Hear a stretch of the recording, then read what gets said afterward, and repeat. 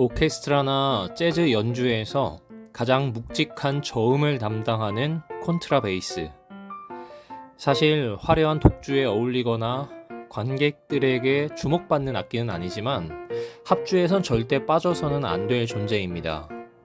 콘트라베이스에 그 나직한 음이 깔려 있어야 모든 소리들이 어우러지고 또 전체 울림이 충실해지기 때문이죠. 평소에 눈에 띄지는 않지만 없을 그 자리가 크게 느껴지는 존재, 늘 당연하게 생각했던 것들의 소중함, 또 감사함을 느끼게 되는 오늘인데요.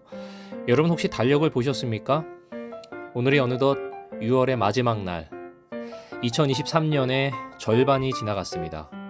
내 주변에 늘 당연하게 있어주어 소중함을 몰랐던 가족들, 친구들, 그리고 이웃들에게 고마움을 표현하는 하루가 보내면 어떨까요? 2023년 6월 30일 새벽기도의 말씀입니다. 한 여행객이 호수를 지나다가 한 할아버지가 낚시를 하는 모습을 봤습니다. 재미삼아 구경을 하고 있는데 그 할아버지가 엄청난 크기의 물고기를 낚는 것을 보게 됐고, 그 잡힌 물고기가 굉장히 커서 지켜보는 사람도 흥분해서 바라보고 있었습니다. 그런데 갑자기 할아버지가 이해할 수 없는 행동을 하기 시작했습니다. 그 큰 물고기를 그냥 물속으로 다시 던져버리는 것이었어요. 물고기가 불쌍해서 다시 물속으로 돌려보내는 천사 같은 할아버지인가 생각했더니 그 잡힌 물고기를 돌려보내면서 투덜투덜하는 모습이 뭔가 이상하게 여겨졌습니다. 신기하기도 하고 또 이상하기도 해서 계속 구경하는데, 이 할아버지는 큰 물고기를 잡으면 불평하면서 풀어주고, 반대로 손바닥만한 작은 물고기가 잡히면 기뻐하면서 통에 넣는 것이었습니다. 그 사람은 너무나도 이해할 수 없는 할아버지의 행동에 도저히 참을 수가 없어서 할아버지에게 다가가 물었습니다. 할아버지, 왜 큰 물고기가 잡히면 풀어주고 그렇게 작은 물고기만 가져가세요? 할아버지는 역시나 심드렁한 표정으로 이렇게 대답했습니다. 여보시오, 우리 집 후라이팬 크기가 딱 이만한데 이것보다 더 큰 물고기를 잡아봤자 소용이 있겠소 없겠소. 너무나도 당연한 듯 말하는 할아버지 앞에서 그는 할 말을 잃고 말았습니다. 어떻게 보면 순진하고 또 어찌 보면 어리석은 할아버지의 이야기입니다. 아마도 누군가가 교훈을 주기 위해 지어낸 이야기라는 생각이 드는데, 그렇다면 이 이야기가 주고 싶은 교훈은 무엇일까요? 내가 가진 이해의 한계를 넘어서는 것이면 마치 가치 없는 것처럼, 실제로 존재하지 않는 것처럼 여겨버리는 사람들의 모습을 톡 꼬집고 있다는 생각이 들지 않습니까? 성경이 말하는 원대한 세계가 그들의 상식을 벗어나는 것이라 생각하여 이해되지 않는 부분은 무가치하게 여겨버리는 이들에게 던지는 도전적인 이야기인 것입니다.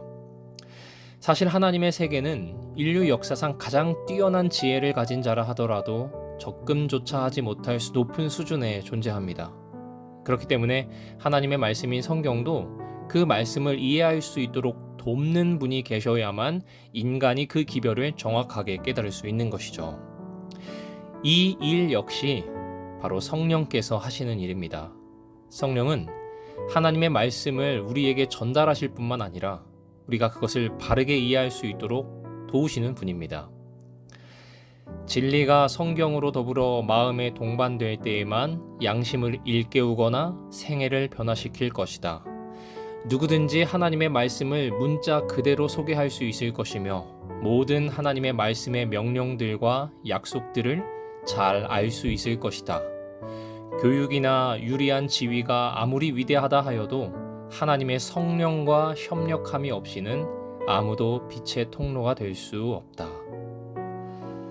성경에서 바울의 말처럼 우리가 영적인 것들로 채워진 성경의 가르침을 이해하기 위해서는 우리를 가르치시는 성령의 도우심이 반드시 필요합니다.